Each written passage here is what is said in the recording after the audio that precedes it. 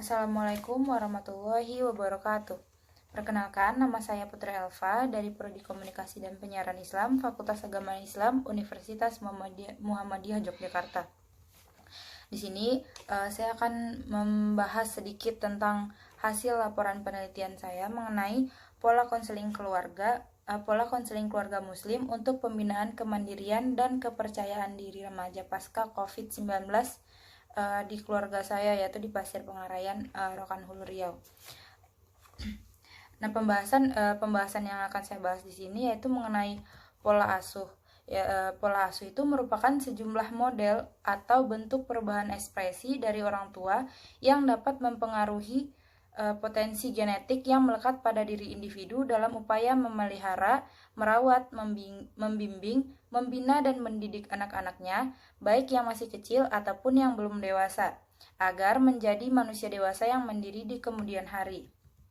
Nah, sebagai umat muslim itu, acuan utama melaksanakan pendidikan akhlak di keluarga adalah Al-Quran dan Sunnah. Setidaknya, kita itu perlu mencermati nasihat Imam Al-Ghazali tentang pola asuh yang bagaimana akan berimplikasi kepada pembentukan karakter anak yang berakhlakul karimah.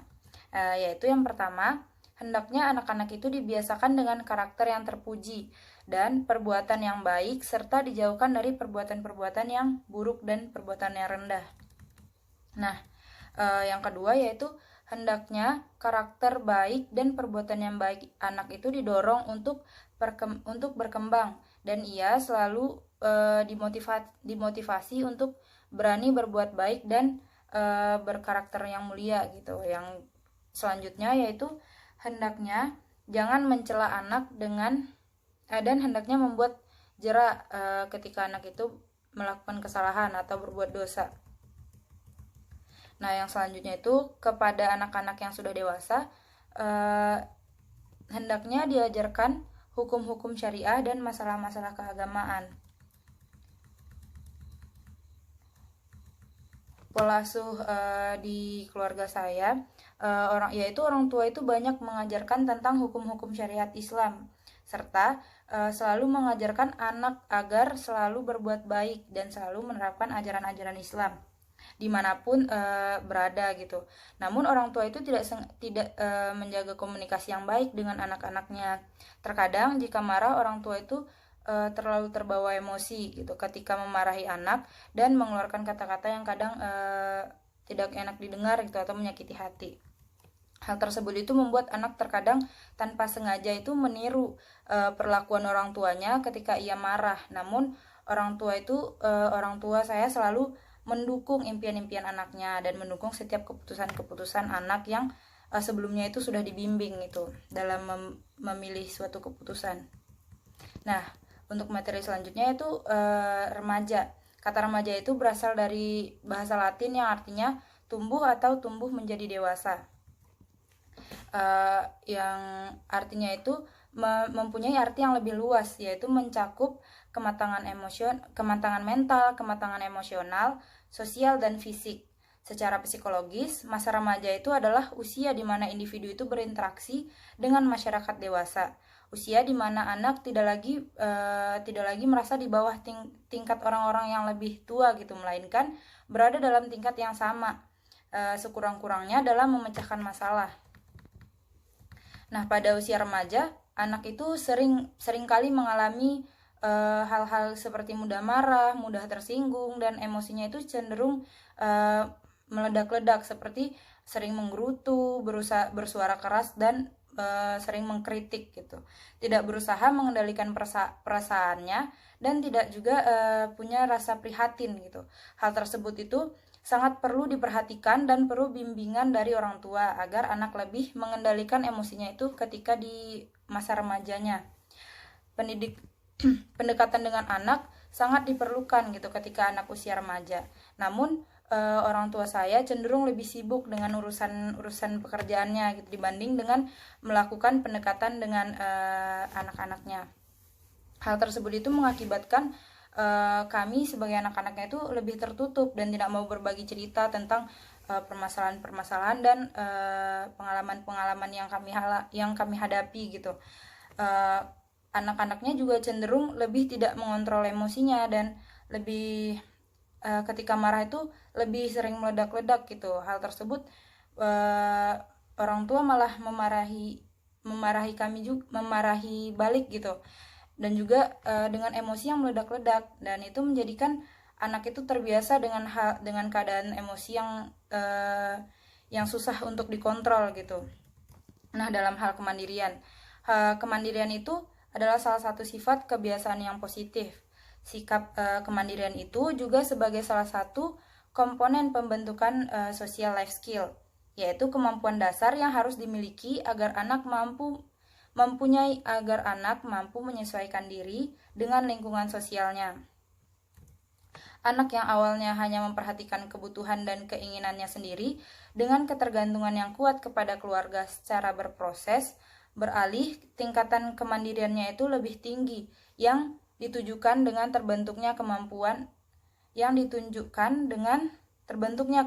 untuk menyesuaikan diri dengan lingkungan sosialnya.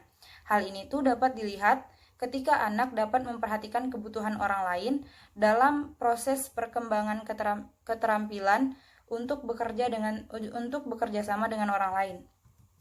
Kemandirian itu adalah salah satu aspek yang harus dimiliki oleh setiap anak karena dapat mempengaruhi aktivitasnya serta berfungsi untuk membantu mencapai tujuan hidupnya di masa depan gitu. Yasmin dan Sanan pada 2010 juga mengungkapkan bahwa terdapat beberapa hal yang perlu diperhatikan dalam menanamkan kemandirian pada anak sejak dini, seperti menanamkan kepercayaan, menanamkan kebiasaan, komunikasi, dan menanamkan sikap disiplin.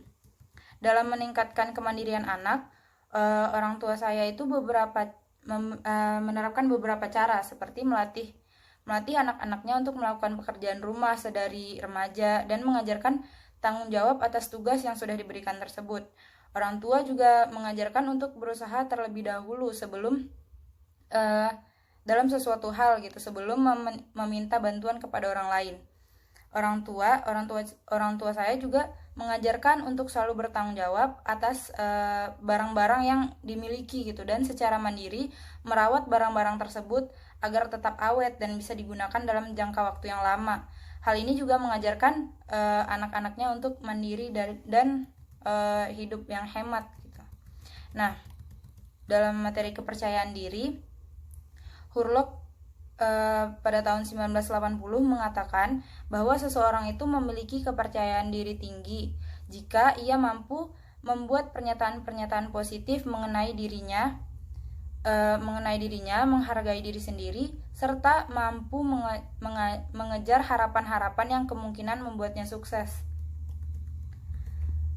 Orang yang percaya diri bisa dilihat dari ketenangan mereka dalam mengontrol diri sendiri. Selain itu, orang yang percaya diri tidak mudah terpengaruh oleh situasi yang kebanyakan orang menilainya negatif. Menurut Lindenfield tahun 1997, seseorang yang mampu mengendalikan dan mengontrol emosinya dengan baik cenderung lebih percaya diri dengan tidak khawatir akan lepas kendali saat menghadapi tantangan atau risiko.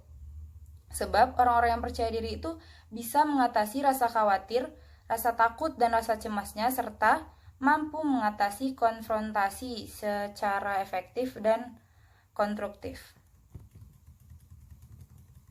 Dalam perkembangan kepercayaan diri di keluarga saya, orang tua itu tidak terlalu membina anak untuk mengembangkan kepercayaan dirinya gitu.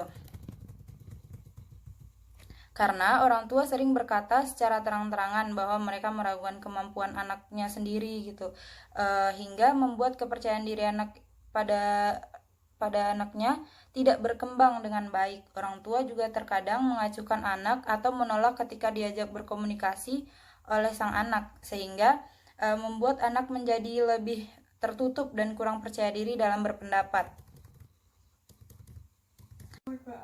Sekian presentasi dari saya, kurang lebihnya saya mohon maaf. Assalamualaikum warahmatullahi wabarakatuh.